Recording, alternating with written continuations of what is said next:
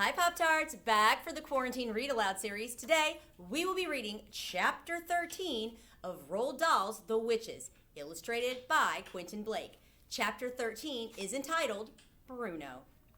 I peeped round the leg of chair and watched the hundreds of witches' feet walking out through the doors of the ballroom. When they had all gone, the place was absolutely silent. I began to move cautiously about on the floor. Suddenly, I remembered Bruno. He must surely be around here somewhere, too. Bruno? I called out. I wasn't seriously expecting that I would be able to speak at all now that I had become a mouse, so I got the shock of my life when I heard my own voice, my own perfectly normal, rather loud voice, coming out of my tiny mouth. It was wonderful. I was thrilled. I tried it again. Bruno Jenkins, where are you? I called out. If you can hear me, give a shout. My voice was exactly the same and just as loud as it had been when I was a boy. Hey there, Bruno Jenkins, I called. Where are you? There was no answer. I pottered about between the seat legs, trying to get used to being so close to the ground. I decided I rather liked it. You are probably wondering why I wasn't depressed at all. I found myself thinking, what's so wonderful about being a little boy anyway? Why is that necessarily any better than being a mouse? I know that mice get hunted and they sometimes get poisoned or caught in traps, but little boys sometimes get killed too. Little boys can be run over by motor cars or they can die of some awful illness. Little boys have to go to school. Mice don't.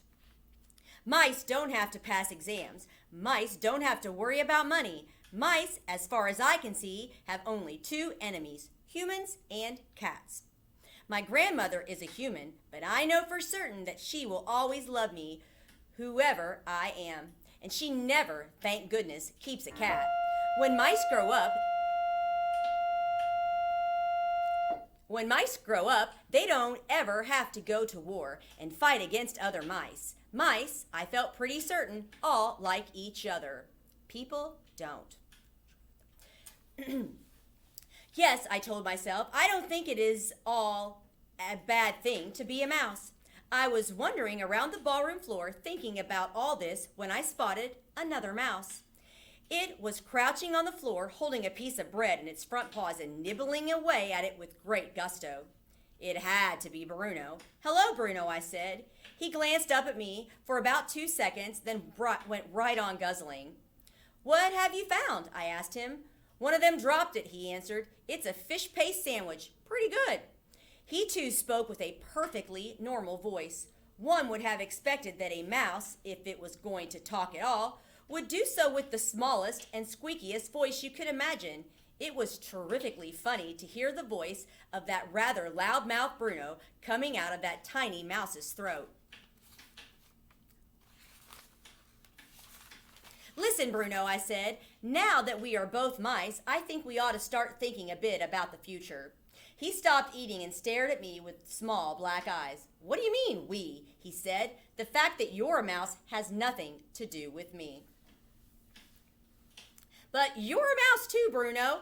Don't be a fool, he said. I'm not a mouse. I'm afraid you are, Bruno. I most certainly am not, he shouted. Why are you insulting me? I haven't been rude to you. Why do you call me a mouse? Don't you know what happened to you, I said. What on earth are you talking about, Bruno said. I have to inform you, I said, that not very long ago the witches turned you into a mouse. Then they did it to me. You're lying, he cried. I'm not a mouse. If you hadn't been so busy guzzling that sandwich, I said, you would have noticed your hairy paws. Take a look at them.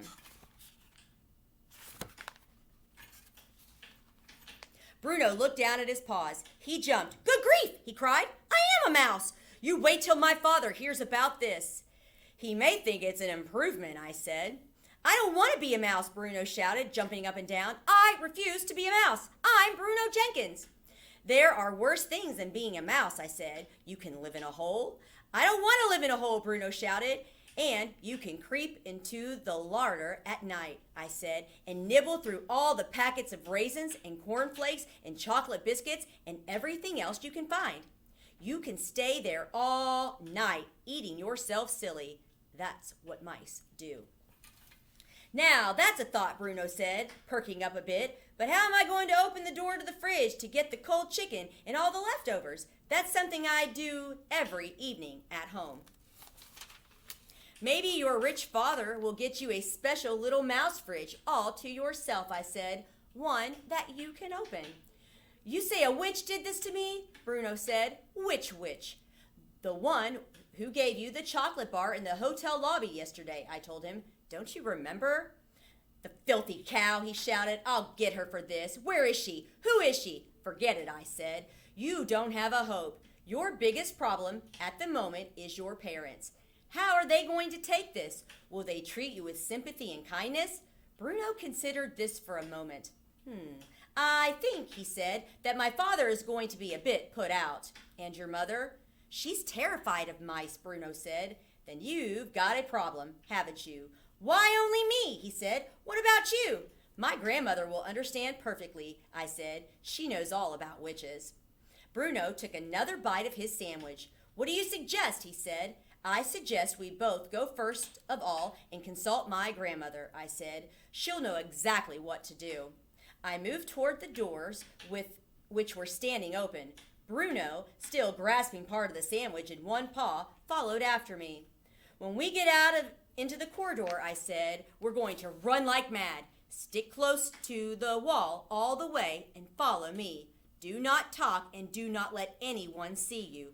Don't forget that just about anyone who catches sight of you will try to kill you. I snatched the sandwich out of his paw and threw it away.